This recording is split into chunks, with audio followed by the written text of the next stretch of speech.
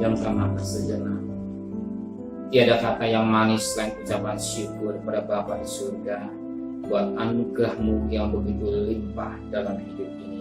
Kami merasakan bagikan kami hidup di Goshen dalam lindungan kasih sayang yang daripada Tuhan. Sebagaimana bangsa Israel mengalami, kami juga mengalami.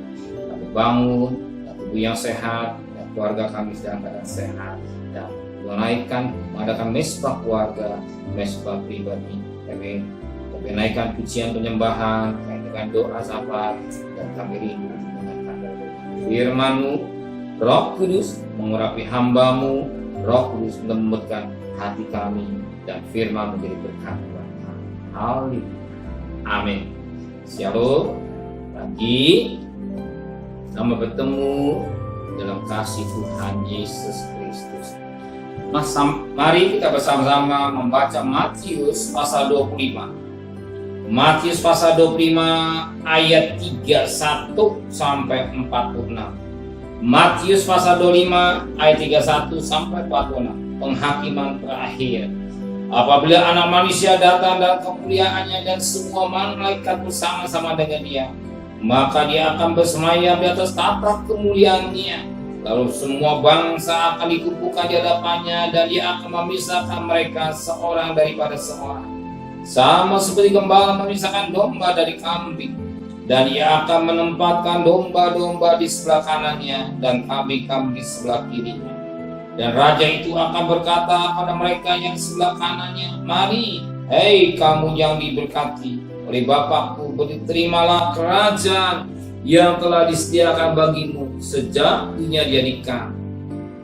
Sebab ketika aku berlapar, kamu memberi aku makan, ketika aku haus, kamu memberi aku minum, ketika aku seorang asing, kamu memberi aku tumpangan, ketika aku telanjang, kamu memberi aku pakaian, ketika aku sakit, kamu merawat aku, ketika aku di dalam penjara, kamu mengunjungi aku." Maka orang-orang benar itu akan menjawab Dia, katanya, "Tuhan, bila mana kami melihat Engkau lapar dan kami memberi Engkau makan, atau haus dan kami memberi Engkau minum?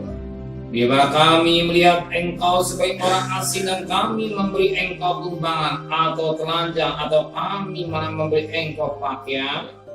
Bila kami melihat Engkau sakit atau dalam penjara dan kami mengunjungi Engkau?"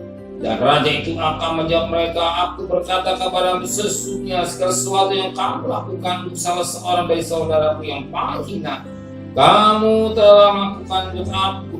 Dan Ia akan berkata juga kepada mereka yang di sebelah kirinya, "Nyala daripada hadapanku, hei kamu orang-orang persekutu, nyala ke dalam api yang kekal yang telah sediakan untuk iblis dan malaikat-malaikatnya. Sebab ketika aku lapar, kamu tidak memberi aku makan, ketika haus, kamu tidak memberi aku minum, ketika aku seorang asing, kamu tidak memberi aku tumpangan, ketika aku telanjang, kamu tidak memberi aku pakaian, ketika aku sakit dan dalam penjara, kamu tidak merawat aku." Lalu mereka pun akan menjawab Dia, katanya, "Tuhan, bila kami melihat Engkau lapar atau haus, atau sebagai orang asing, atau telanjang, atau sakit, atau dalam penjara, dan kami tidak melayani Engkau?" Maka Ia akan menjawab mereka, "Aku berkata kepadamu, sesungguhnya segala sesuatu yang tidak kamu lakukan untuk salah seorang dari yang paling hina itu, kamu tidak melakukan juga untuk aku." Dan mereka akan masuk ke tempat sisaan yang kekal, tapi orang benar di dalam hidup yang kekal. Puji Tuhan. Suatu bicara yang indah yang kita dapat petik pagi. Betapa penting kita menjadi orang benar. Kenapa?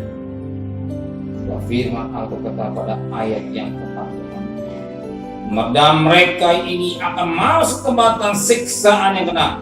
Tetapi orang benar adalah hidup yang untuk mencapai hidup yang kekal, kita harus benar di hadapan Tuhan. Bukan benar menurut pandangan saudara, tapi benar menurut pandangan Tuhan.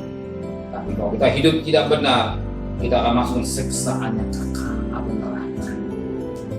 Betapa penting kita hidup benar, kita dibenarkan karena korban Kristus. Berarti kita harus menghargai pengorbanan Kristus, kita menghargai darah Kristus, kita menghargai kasih karunia Tuhan, dan jangan main-main dosa. Karena hidup boleh berkata, kebenaran yang kita terima dari Tuhan tidak sia-sia. Kita sia-siakan mereka ini darah Kristus. Terima kasih Bapa di surga. Biar kami belajar dari kebenaran. Bibir kami dan kekudusan. Sucikan hati dan pikiran kami. Di antara fakta perkara najis, perkara menyenangkan.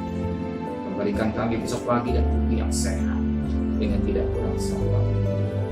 Berkati Bapak Presiden, Wakil Presiden, para menteri, para gubernur, para bupati, para wali kota, para camat, para lurah, para RW, para RT, para milis, para relawan, para TNI, para Polri, bahkan mereka yang kita sedang untuk juga berhati dengan semua.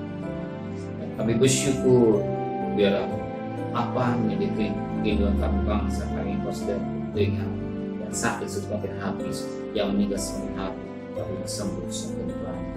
Pandemi berubah menjadi endemi.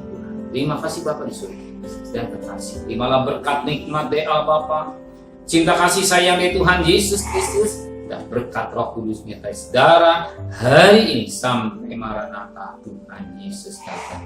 Yang cinta dia akan. Amin. Tuhan memberkati.